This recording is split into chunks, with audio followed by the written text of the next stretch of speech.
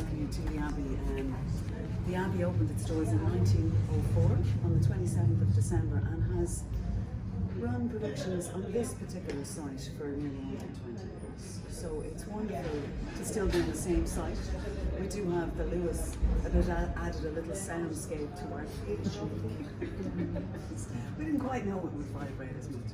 But the original theatre, I suppose, the entrance was just to the side here. It was a makeup of two buildings. And the front had been a bit of a theatre for a while, and the back was the Mechanics Institute. It was a training building of learning.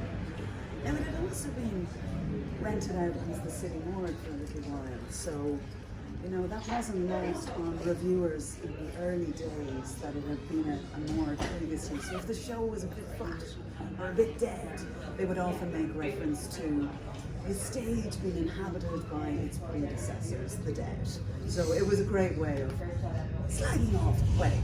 But the site itself had those two buildings. It actually had a theatre since the 1850s, but it got closed down because of fire and safety. There was a big fire in Chicago, so they closed the original theatre.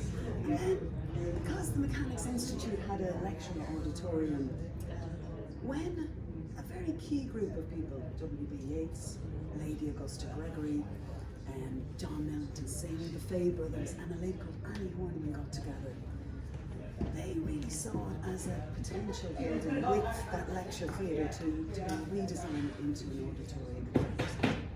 So that started to happen around 1903, and then on the 27th of December, it was opened in time.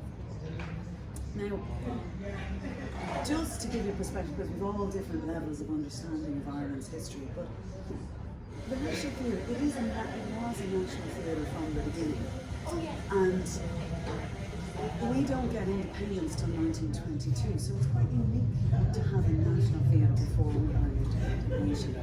But the Gaelic revival, a period of Irish history where people began to re-look at some of the wonderful sentiments of Ireland, started to begin around the 1860s. And so having a national theatre didn't happen in a vacuum. We had a revival of the Irish language. We had a revival of the sports. Hurling, Gaelic football. Anyone see any hurling? I'm sure you do. If you've come across hurling, it's a ball with a stick and a leather ball. It's fabulous, really fast-paced sport. And our Kerry man, he lost in the Gaelic football final just recently. I'm not a Dove, so don't worry, I was supporting Kerry. A bit of rivalry between these two, okay? These guys won and this fella lost, so we'll stop a fight later. But it was a great match. So sports like the foundation of the Gaelic Athletic Association and the Gaelic League, in the late 1800s, probably people who looked at land, like Ordnance Survey, probably people who were early archaeologists, and probably scholars who looked at old manuscripts, began to pry into the early history of Ireland and began to discover beautiful early 10th, 11th and 12th century manuscripts that told mythological tales, like the Book of Invasions. And a guy who was an Ordnance Survey guy learned Gaelic again and translated some of those texts. Another man began to dig for treasures in a gorgeous site called Tara and began to find ancient passage tombs that were as old as the Temple of the Pharaohs. So it was a rediscovery of these beautiful treasures of Ireland that began to inspire people to think we're not just a colony of England. We have an ancient civilization equivalent to Egypt, Greece and Rome. And I think from a few academics, it began a revival movement that people began to relook and look back and rediscover. And people like W.B. Yeats, Lady Augusta Gregory. Lady Gregory was born in England, but she learned Gaelic because she lived in the west of Ireland and heard her local people speaking the language. And with her new understanding of Gaelic, she began to look at those old manuscripts and translate those beautiful stories. And it's those first people that began to incorporate that gorgeous Irish mythology into the early stories, early plays that were played out on the Abbey stage. So that's, I suppose, the inspiration for creating a national theatre that would showcase to ourselves the sense of Irishness, but then it would also allow us to show ourselves the Irish to the rest of the world. So it was to be uniquely Irish playwrights, Irish actors, and to include a sense of Irish identity. Does that make sense? Now, there's a couple of things I want to show you. I mean, this is a wonderful logo, and it's been the same since 1904, which is wonderful to have that continuity. When we stand here, we can see lovely images both on either side of either predecessors, actors, playwrights, and they're like our guardians looking down. So there is a lovely continuity between the old and what we do now as well.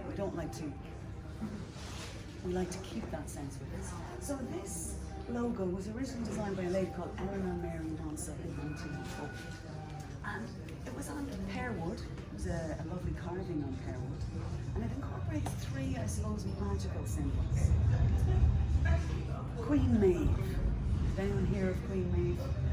Know anything about the wonderful Queen Maeve? If you go to Sligo, the tomb of Queen Maeve stands on the top of Knocknaree, the mound of the kings, and it's her tomb that's said to stand there. And Yeats has written some beautiful poetry to incorporate her ideas. But it's an old mythological tale about a warrior queen who had a bull. It was the white bull. And a rival over on the far side of the country called Concobar had a white bull, a brown bull, and she wanted to have the best bull in Ireland. And she marched, challenged him to a duel with the two bulls. He refused. She kidnapped his bull, dragged his bull back to the west, and the two bulls actually ended up getting quite damaged and die within a couple of years. But Queen Maeve, this story was one of those old mythologies that was revived and brought back to life. And it's a beautiful icon of that early days of Irish mythology and revival. The Irish Wolfhound? Any stories about the Irish Wolfhound? Has anyone ever heard of? Cuchulainn? The Hound of Cullen is a great mythological Irish warrior. It's probably one of the most popular of the stories where a warrior has to embody the hound's spirit and guard a great fort in ancient Ireland. And then the light rays that protrude, like the golden dawn, those early revivalists were into mysticism, they were into spirituality, religions of the world. And Yeats and actually another lady, Annie Weyman, plus Lady Augusta Gray, were put together a society called the Golden Dawn. And often you would see the rays as a symbol of the new Ireland rising out of its colonial heritage. So, I mean, we've kept it. In 2009, we redesigned it as the logo. Nowadays, they like a nice, clean, sharp symbol. So, but they kept the original motif, so it's wonderful to have it as part of it. Any questions about these little aspects? Now, I'm going to. Yeah. Could you speak a little louder? I cannot hear you. Oh, that's because the background noise is so bad. It's quite noisy.